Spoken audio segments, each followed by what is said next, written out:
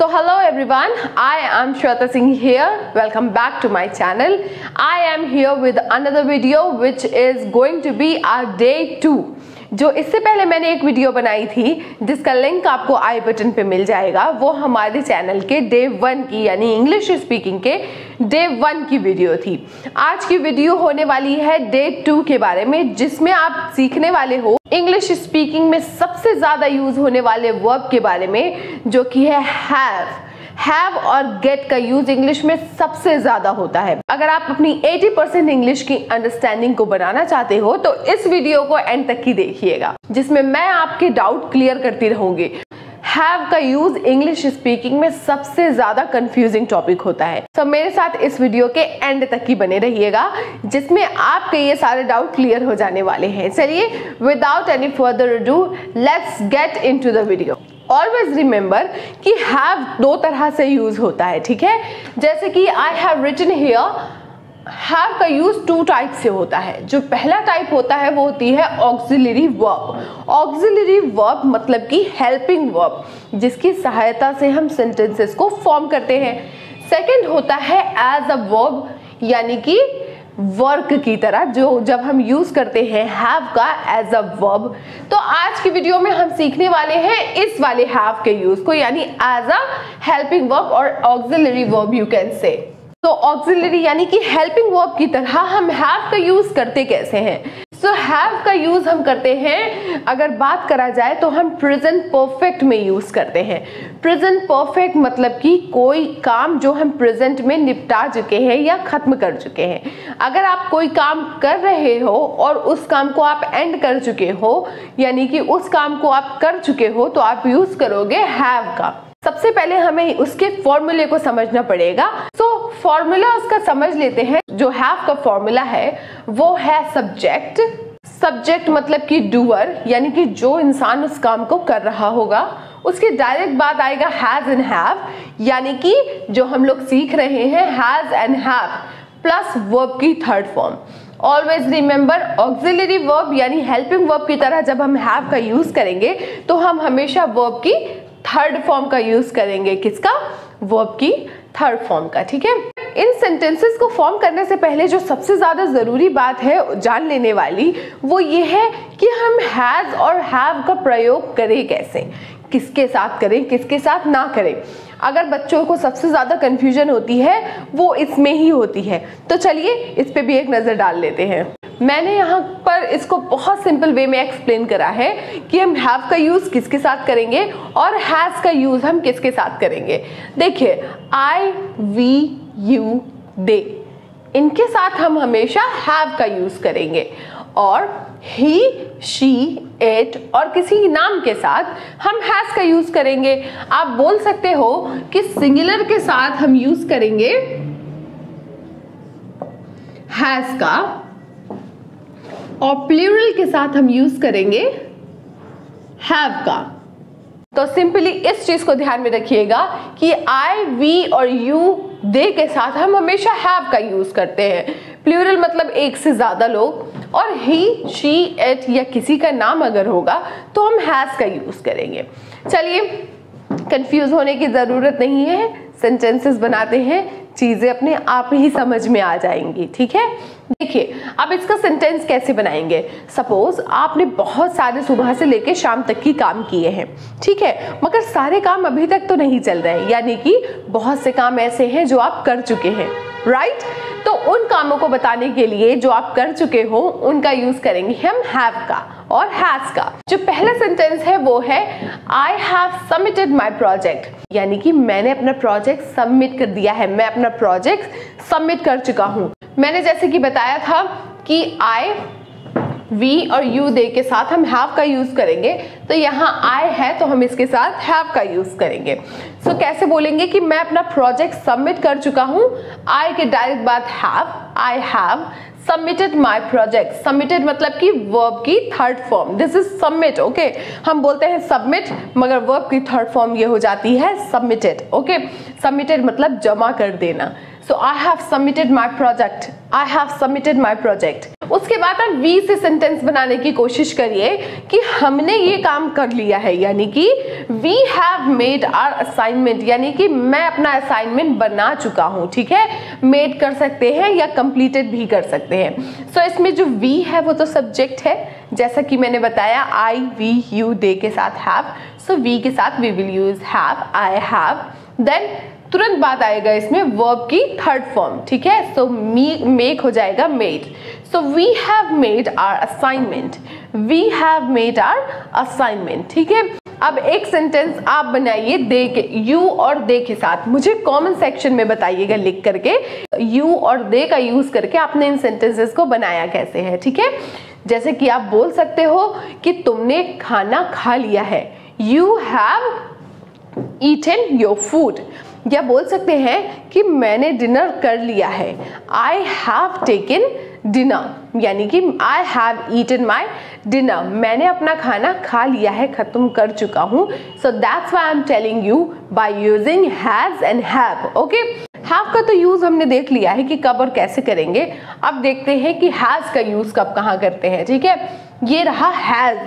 ठीक है, जैसे कि मैंने बताया था कि ही शी इट या किसी के नाम के साथ हम यूज करेंगे हैज का। ओके, तो यहाँ पे शी है, right?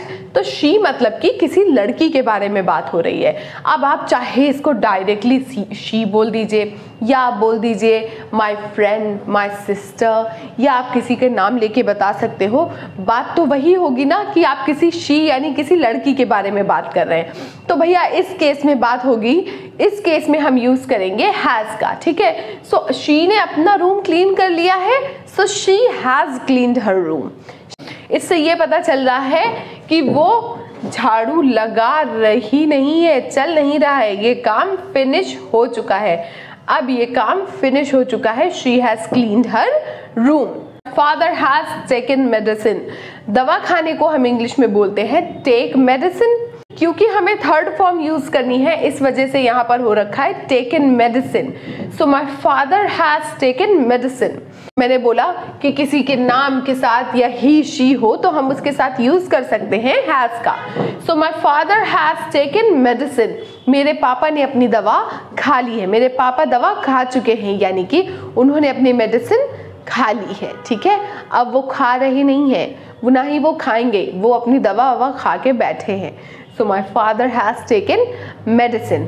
As I told you about the present perfect tense, present perfect मतलब कि कोई काम प्रेजेंट में कंप्लीट हो चुका है। ठीक है, ये वीडियो का पार्ट 1 था जिसमें आपने हैव का पहला यूज सीखा। ठीक है, चलिए अब दूसरे पार्ट में चलते हैं जिसमें आप सीखोगे हैव का दूसरा यूज। ओके, जैसा कि आपको मैंने एक्सप्लेन करा है कि हैव के 2 यूजेस होते हैं।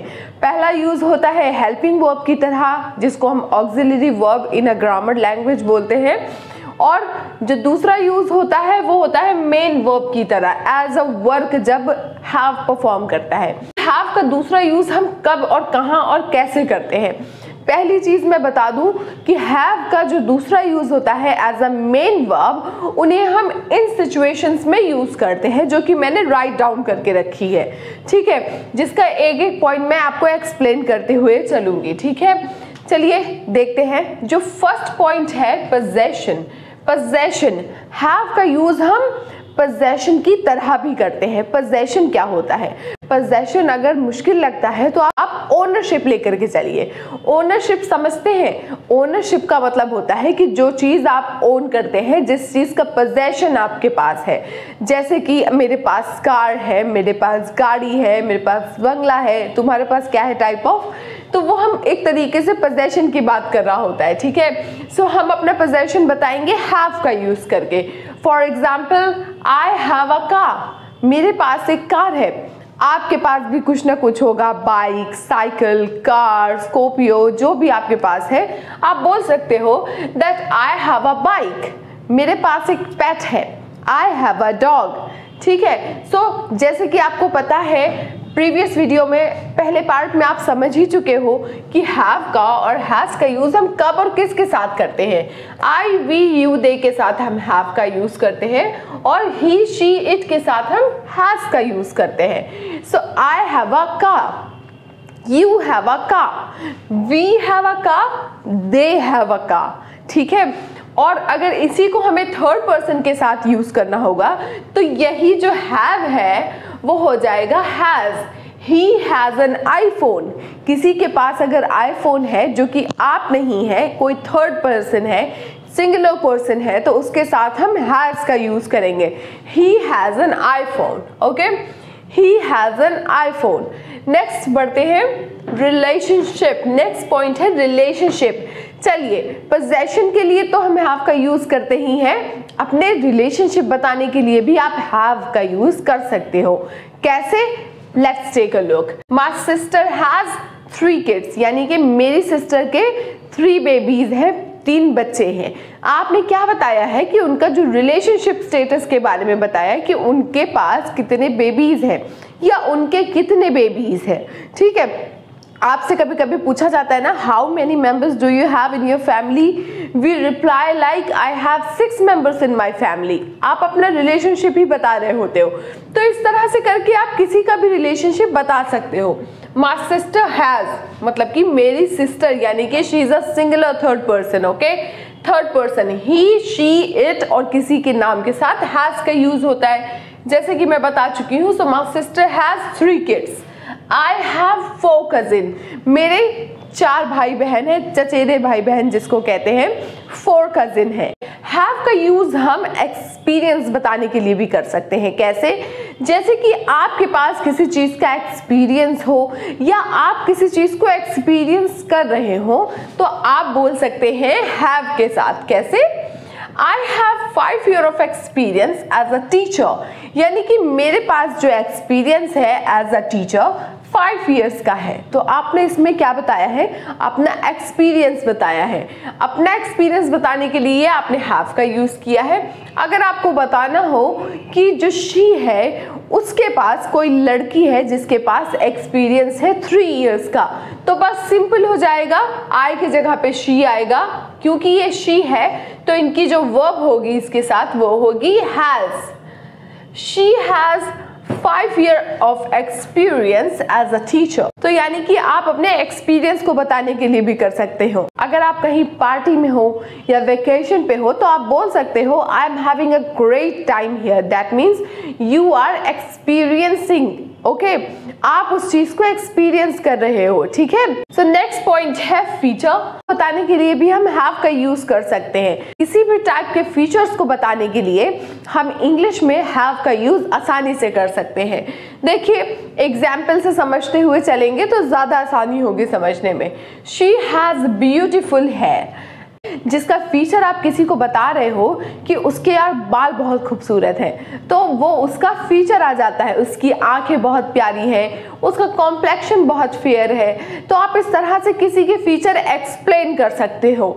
जैसे कि she has a beautiful hair, आपको बोलना है कि ही की आंखें बहुत सुंदर है। आपका भाई हो, आपकी सिस्टर हो, तो आप बोल सकते हो he has a beautiful eyes, यानी कि मेरे भाई की बहुत खूबसूरत आंखें हैं। बोल सकते हैं किसी का रंग डार्क कॉम्प्लेक्शन का है या लाइट कॉम्प्लेक्शन का है या फेयर कॉम्प्लेक्शन भी बोल सकते हैं, तो बोल सकते हैं she has a fair complexion. जैसे कि कोई अगर लड़की गोरी है या कोई बच्ची गोरी है तो बोल सकते हैं she has fair complexion. Okay, देखिए भाई, ईटिंग के लिए for example I have my lunch at 2 PM, यानी कि मैं लंच करती हूँ 2 बजे। ठीक है, आई ईट भी बोलते हैं ना, तो भाई ईटिंग की जगह पे हैव लगा हुआ है, तो हम कह सकते हैं that I have my lunch at 2 PM, मैं अपना खाना खाता हूँ 2 बजे। For eating we can use have. Next example देख लेते हैं। He has breakfast at 8 in the morning, यानी कि ही जो है अपना नाश्ता करता है 8 बजे सुबह। ठीक है, ही है तो जैसे कि मैंने बताया है ही के साथ हैज लग जाएगा। सो इन द मॉर्निंग वो अपना ब्रेकफास्ट करता है। चलिए नेक्स्ट पॉइंट को देख लेते हैं जो कि है इलनेस। इलनेस क्या होती है भाई? इलनेस होती है बीमारी। किसी भी टाइप की बीमारी को बताने के लिए हम यूज कर सकते हैं हैव का। जैसे कि I have a headache, I have a toothache, I have toothache, I have a joint pain. इस तरह से अगर आप किसी को बताना चाहते हो कि यार मेरा हाथ दर्द हो रहा है, मेरा सर दर्द हो रहा है, तो आप उसको हैव का यूज करके बताओगे। कैसे? जैसे कि I have a headache, I have a headache, यानी कि मेरा सर दर्द हो रहा है। Okay, I have a headache, क्या बोलेंगे? मेरा सर दर्द हो रहा है। ठीक है। टूथ एक, टूथ एक मतलब कि दांतों का दर्द है ना, उसको टीथ एक नहीं बोलेंगे। हमारी आदत होती है ना टीथ बोलने की, तो हम सिंगुलर, हमारा जब दांत दर्द करता है तो उसको टूथ बोलते हैं, एक दांत। ठीक है ना। सो आई हैव अ टूथ एक, मुझे बहुत कोल्ड हो रखा है, सो आई हैव कोल्ड, क्या बोलेंगे? I have cold. यही चीज अगर आपको किसी थर्ड पर्सन के बारे में बतानी है कि यार उसके बहुत तेज फीवर है, या मेरी मॉम के जॉइंट में पेन है, तो आप बताओगे हैज से, क्योंकि हम थर्ड पर्सन के बारे में बात कर रहे हैं। So she has fever, she has fever, यानी कि उसके फीवर है। She, my mother has joint pain, my mother has joint pain, मेरी मम्मी के जोड़ों में दर्द है।